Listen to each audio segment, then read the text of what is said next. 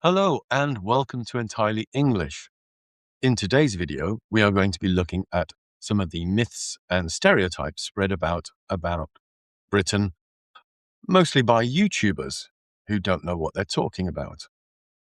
If you have any questions that I don't cover, anything you want clarifying, do pop it in the comments and maybe I'll do a follow-up video to this. Now, we're going to begin with the very common one that all the British love tea, that we drink the most in the world, as Tyler Rumple heard on this Watch Mojo video. I'm sure you know that the English love their tea, but do you really Do English love their tea? Is that true? Is that just the truth of it? know how much? The British drink it more than any other nation in the world. For Okay. instance, they drink 20 times more tea than Americans do. Okay, as with most things on Watch Mojo, that's absolute crap. Britain is not the largest tea drinker in the world. In fact, per capita, Turkey is the largest drinker of tea, closely followed by China. Britain is way down the list. In fact, Ireland drinks twice as much tea as the British. So there's no sort of royal decree saying we have to drink tea. You must drink tea. It's just like in every other country. It's an option. It is what you prefer to drink. I prefer coffee.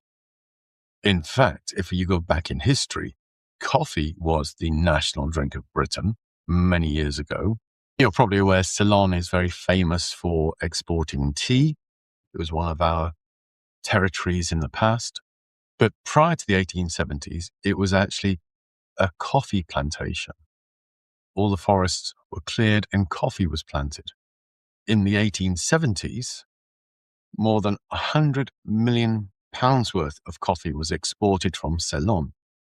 But then this infection called coffee rust spread through all the plantations, all through the Indies and Asia, and coffee plants were devastated.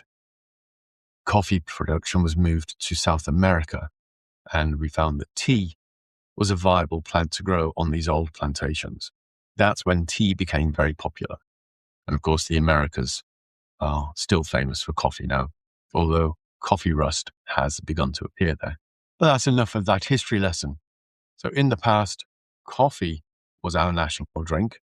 Tea came in the latter part of the 19th century as the most popular.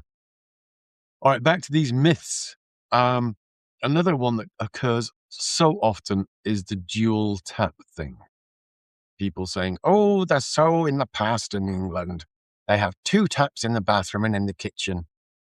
And like this idiot Lawrence from across the pond says, in the house that I grew up in Britain, and just most houses in Britain, the bathrooms and the kitchens have sinks with separate hot and cold taps. And for 26 years, I had to wash my hands like this. Get some soap, nice and foamy. Turn on the hot tap while getting foam on it. Run your hands under that, that's bloody hot. Turn on the cold tap to cool them down. Ah, that's nice.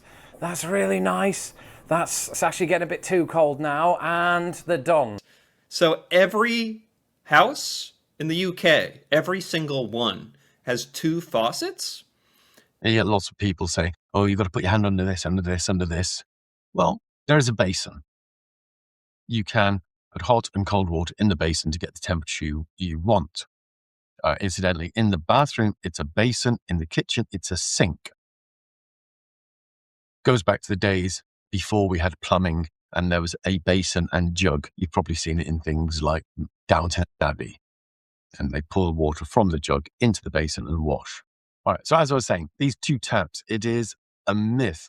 In the past, they were very common. And if you're renting a holiday let or a cheap flat to live in Britain, you will probably encounter them because landlords want to save money and mixer taps are quite expensive. So if I take you on a little tour of my place. All right, so as you can see, this is my galley kitchen. And here we have a mixer tap.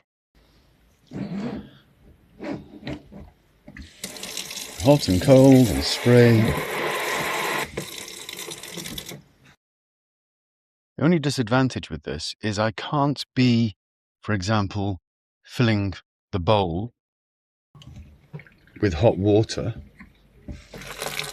and at the same time fill my kettle. Fill the kettle with cold water, and then you're putting cold water into your bowl.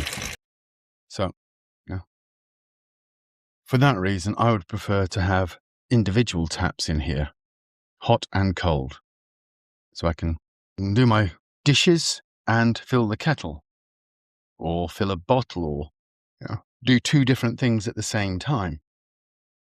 And if I want medium heat water, I can just have two taps on at the same time, filling the bowl. And this is the bathroom sink. You see, hot and cold separate. Out of here, Americans complaining that, oh, I've got to burn my hands when I'm washing. Well, that's the idea of a basin. And fill it with the required amount of each type until you get the temperature you want. Well, quite honestly, I'd prefer to have a mixer tap in the bathroom. So for me, my place is arranged the wrong way around. Mixer tap in the bathroom, separate taps in the kitchen would be best for me. So we're not stuck in ancient times. It's all about money. Most people these days have mixer taps. In fact, you can get things like the cooker tap, which does all sorts of things, as in this little clip of an advert.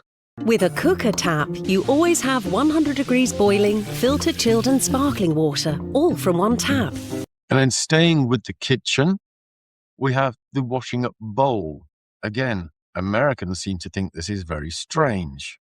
But as you can see in my kitchen, I have a bowl and I'll explain it. Okay, bowls. Might as well mention this while I'm here. Apparently, Americans find it strange that we have bowls in our sinks.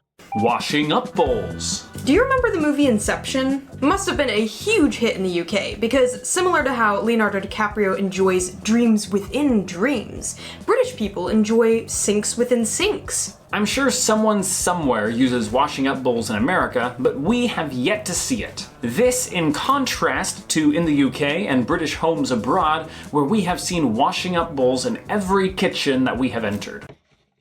I find it strange that they don't.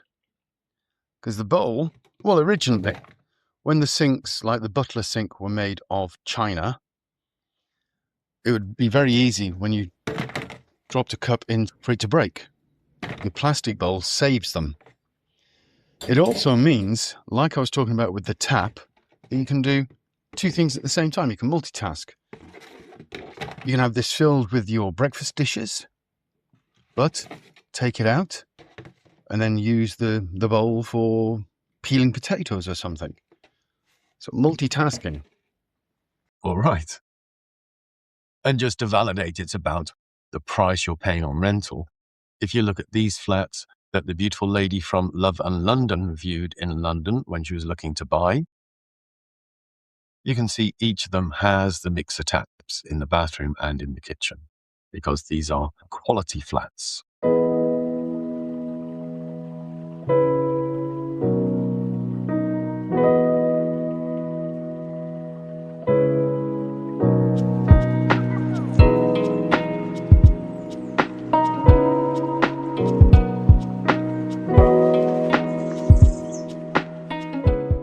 Okay, and finally, this young Canadian who lives in Britain, again, it's about price, complaining that there's no electric outlets in the bathroom. There's no power outlets in the bathroom. This genuinely annoys me. I know everybody's always like, it's a safety hazard. Why would you want power in a bathroom? Well, when you've grown up with it your whole life and then you don't have it, it's like, I gotta charge my electric toothbrush in the kitchen, and that feels very strange to me. Okay, partially true. You won't find like our 3-pin plug sockets in the bathroom because they are outlawed. There were too many accidents of people like taking electric heaters into the bathroom, lying in the bathroom and reaching out to change the temperature. Dead person. So the government said no 240 volt sockets allowed in bathrooms. But in most bathrooms, you'll find these These are a lower voltage safety socket for your toothbrush, electric shaver, etc.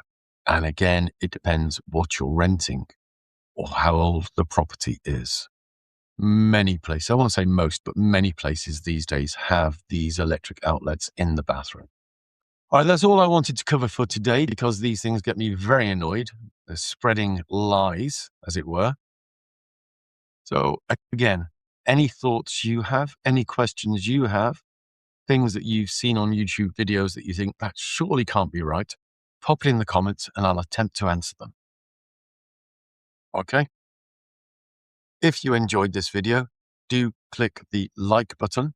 If you want to stay up to date, click subscribe.